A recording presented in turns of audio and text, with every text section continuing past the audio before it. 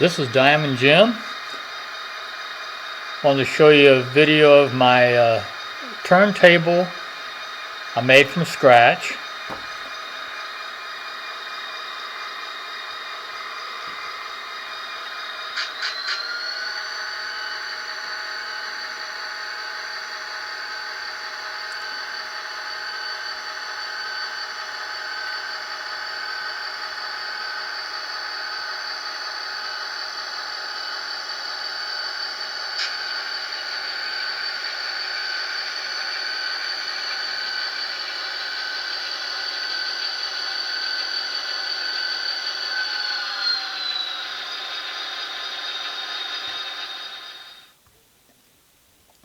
First of all, I'll show you some of the materials that I used and how I used them.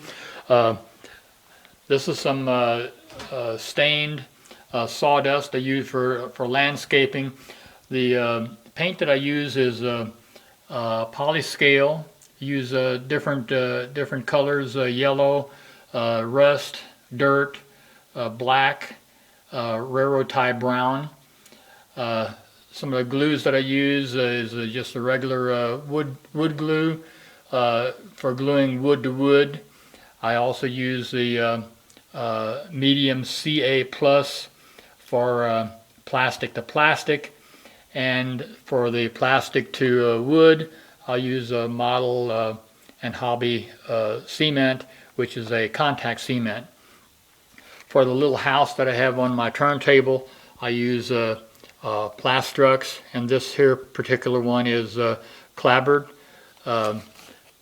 And also for the edges of the little house, I use this polystyrene or strip styrene, which makes a very nice corner. For the gangplank and some of the drains, I use a drywall screen. This here happens to be a very fine screen, and it makes a real nice walkway. I also use some flat PVC sheets. I can cut those into strips I use for bracing and different, I use this actually for posts and so forth. And also I strip it to half the width for the sides of the turntable deck itself. For the top of the turntable base, this is a very hard cardboard type material. The spindle and the main guts of the whole thing is a PVC pipe that I have narrow at the end. The brass ring is put on to for the brushes to rub against to get the power to the track. And you can see I have a groove in the center there, and I bend that around so that I can make a nice ring. I need to put on another ring, and I just make this out of brass. The brass that I used actually was a very thin brass. This is the brand that I use. Get this from a local hobby shop. Because turntables need a reverse module, I use the Digitrax AR1 auto reversing management system. And just to give you an overview of that, I'll get that in a second. For the turntable wheels, I actually use regular trucks, but I take the plastic wheels that have a metal axle. This is what the wheels look normally, and I take those off and I slide them down. I turn one around so that you got the grooves at both ends. You might be able to see it better here against this light background, and put those in the center, and that's what the turntable rides on. I also use some springs. These springs I got from Home Depot, and this helps push the brushes up against the split ring. The way I have this laid out is the main track here coming into the turntable is one leg of a Y, a reverse Y, and I have this reverse Y plus those tracks from the roundhouse and the machine shop and so forth. Those are connected to the AR1. This main track here is connected to the main bus through the split rings and brushes, and of course you'll be able to rotate that around so that and the brushes will always rub against those. So to give you a little bit of a view, let's start with the bottom. Let's start on the bottom.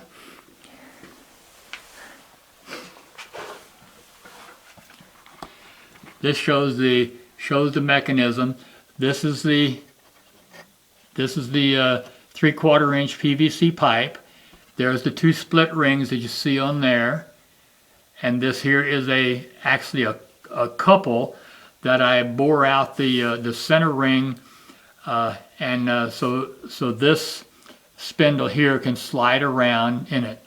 The brushes are right here. Here's one. I made the housing for those. Here's the other brush. One of them is connected to the top ring, one to the bottom ring. I have those connected to the main bus via these alligator clips.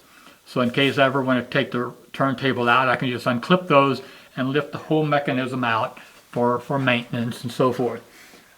The main disc, which you see around here, was actually cut from the deck of my bench. And I then was able to apply these leveling blocks, and there's 3 of them, one there, so I can screw those screws in or out to level the base of the turntable.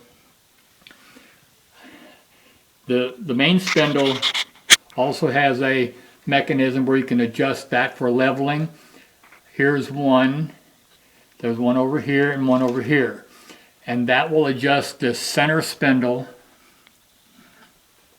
so that it always maintains a perfect right angle to the base of the turntable itself. This is the AR1 unit, which connects the roundhouse tracks and also the main Y track. These brushes here and here actually are connected to the main bus and connect to the bridge itself. I used a PVC pipe because it's hollow in the center, and I could solder the wire leads directly onto those brass rings, and they go on up to the truck itself.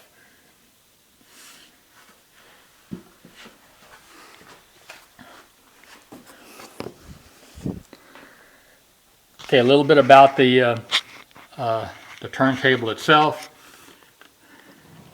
This is free to go around, and both sides are adjusted, so you can go on or off the turntable on any track from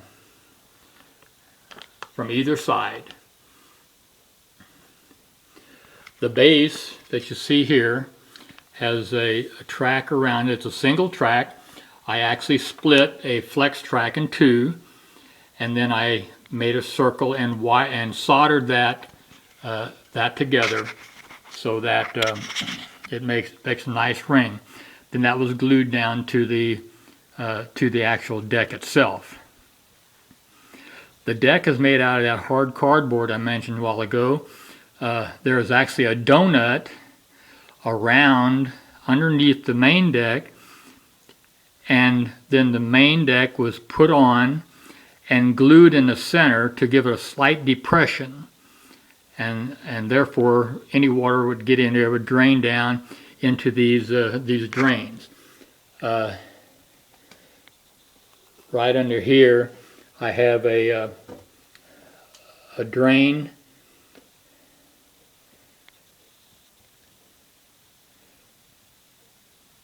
and it's actually made out of the screen, the drywall screen. I thought that was a pretty neat little addition. Also, the drywall screen makes the gang planks on either side of the engine itself. The trucks underneath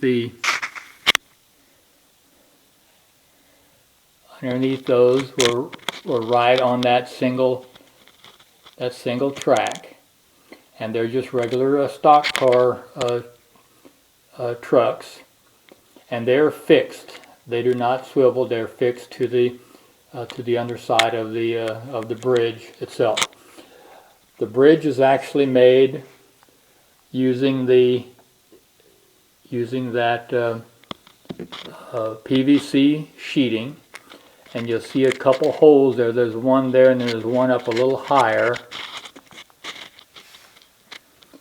and those are set screws to keep the bridge level side by side.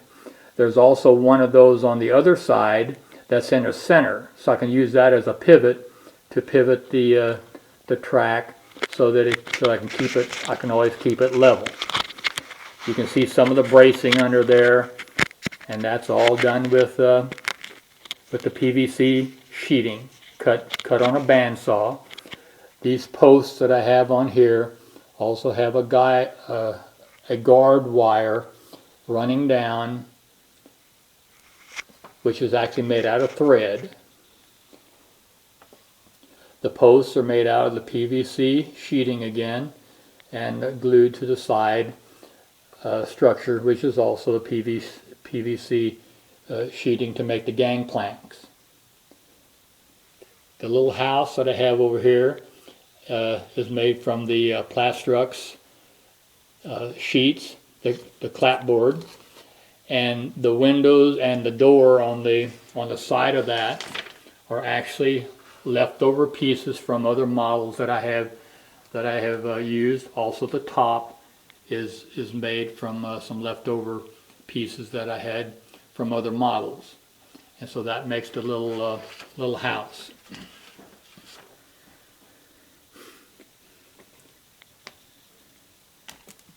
So as I turn this, you can see how I made the decking for the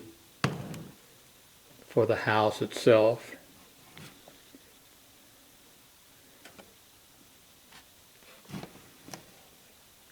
This is not a motorized turntable. I supply the manpower to turn it, and I can line those tracks up just about as easy as a lot of the turntables that you might buy. The brickwork that I have down here is actually concrete slabs, which is part of that cardboard, and that is just painted. And also the cracks have some of that dyed sawdust I mentioned a little bit ago to give it that appearance. And I thought it turned out to be pretty nice, pretty nice looking. And so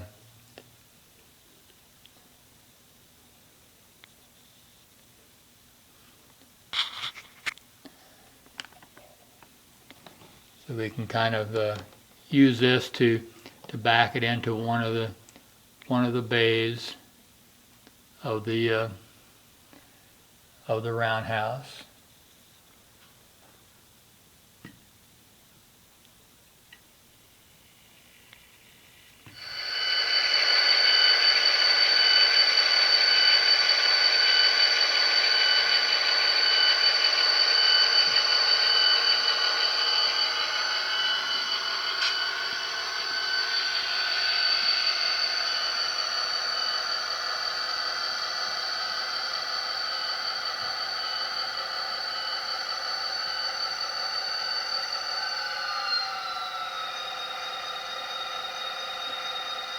This is Diamond Jim, over and out.